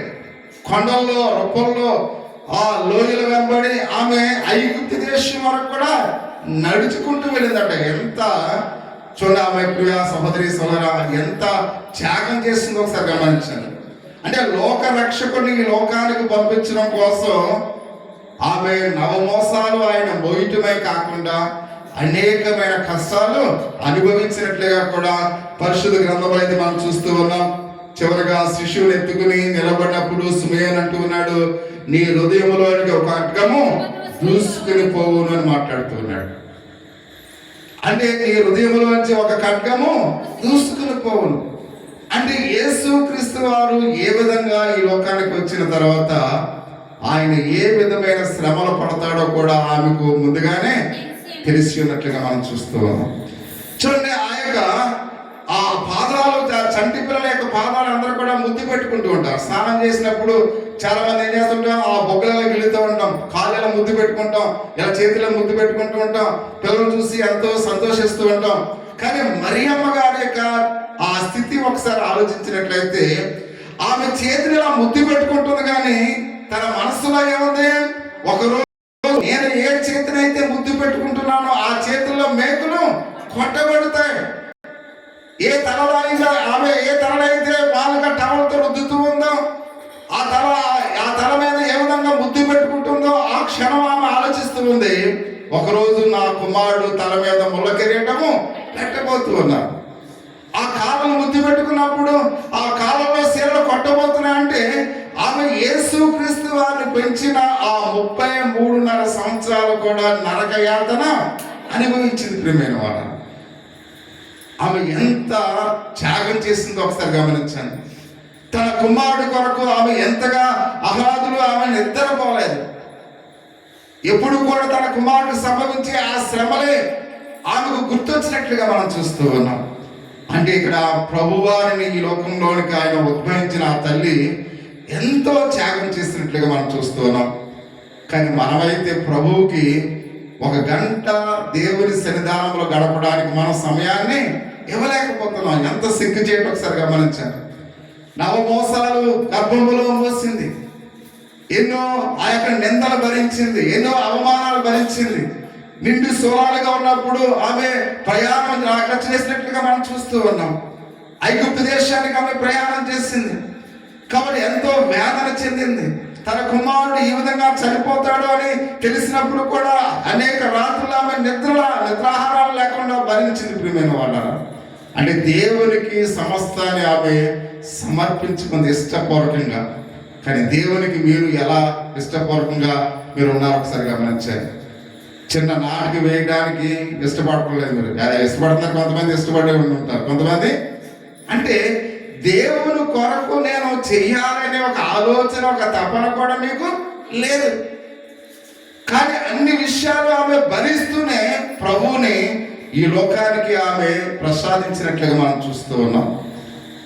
ఆమె గర్భాన వచ్చిన ప్రభు యేసుక్రీస్తు వారు నీ కొరకు, నా కొరకు, మనందరి కొరకు కల్వరిలో ఆయన తన ప్రాణాన్ని అర్పించి ఉన్నాడు. ప్రియ సహోదరి సోదరుడా, అంత త్యాగం చేసింది మరియమ్మ గారు.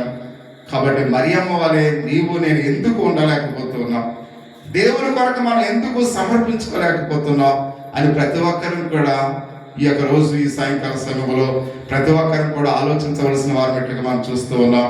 అందుకని ప్రతి ఒక్కరిని కూడా ఒకసారి మోకరించి, ప్రభువా నన్ను కూడా మరియమ్మ గారు ఎటువంటి మనస్సు కలిగి ఉందో అటువంటి మనస్సును నాకు దయచే ప్రభువా అని దేవుని యొక్క సన్నిధానంలో ప్రార్థన చేద్దాం.